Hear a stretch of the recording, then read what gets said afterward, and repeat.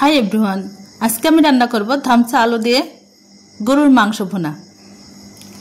এই আলুর নাম আমাদের অঞ্চলে কিন্তু এইভাবে ডাকে। আপনাদের অঞ্চলে কি নামে পরিচিত অবশ্যই আপনারা জানাবেন। চলে যাই মূল রেসিপিতে। প্রথমে আমি এখানে সরিষার তেল দিয়ে দিয়েছি। পেঁয়াজ কুচি, এই রেসিপিতে অবশ্যই পেঁয়াজ কুচির পরিমাণ বেশি দিতে হবে। সরিষার তেল সেজন্য ফেনা উঠেছে বেশি। হালকা যখন লাল লাল হয়ে যাবে তখন আমি কিছুটা পানি অ্যাড করে দিলাম, কারণ এখানে বাটা মশলা দেব, তাছাড়া পানি না দিলে পুড়ে যাবে। এখানে আমি আদা পেস্ট, রসুন থেঁতা, হলুদ গুঁড়ো, মরিচ গুঁড়ো, স্বাদমতো লবণ,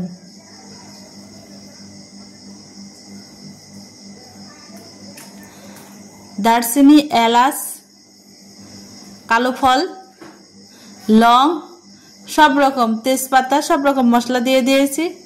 দিয়ে 5 মিনিট কষিয়ে নিয়ে আমি এখানে মাংসগুলো দিয়ে দিয়েছি। এখানে আমি জিরার গুঁড়া, ধনিয়ার গুঁড়া, এই গুঁড়া মশলাগুলোও কিন্তু অ্যাড করে দিয়েছি। কিছুক্ষণ পরপর নাড়াচাড়া করে ভালো করে মাংসগুলো কষিয়ে নিতে হবে। এই দেখুন, কোনো রস নেই, লাল লাল একদম কষানো, হালকা হালকা ভাজা ভাজা।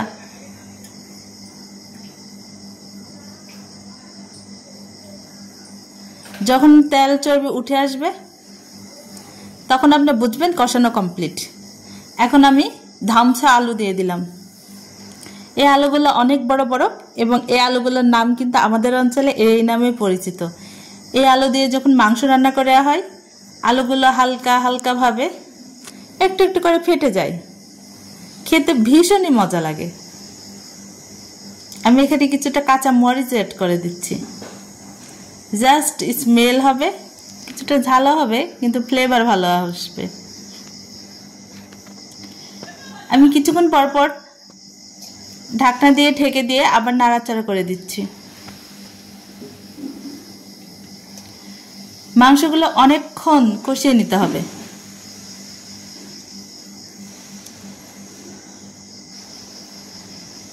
চুলার হিটটা হবে মিডিয়াম। কষানো কমপ্লিট। এখানে আমি পানি দিয়ে দিচ্ছি। পানিটা অবশ্যই একটু হিট করে নিতে হবে, তাহলে মাংসের টেস্ট ভালো হবে। পানির পরিমাণটা বেশি লাগবে।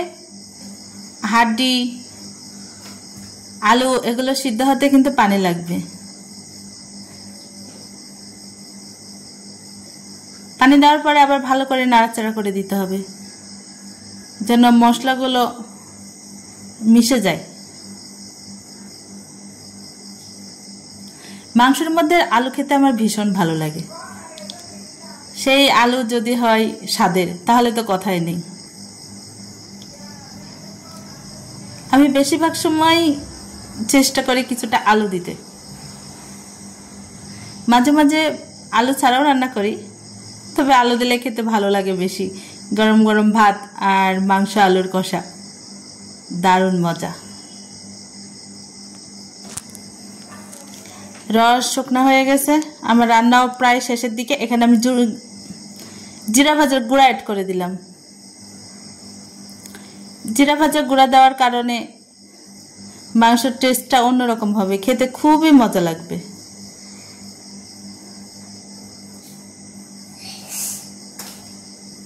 রান্না কমপ্লিট। এই দেখুন মাংসের কি দারুণ একটা কালার এসেছে, কোনোই ঝোল থাকবে না। ওকে, ভালো থাকবেন, দেখা হবে নতুন কোনো রেসিপি নিয়ে।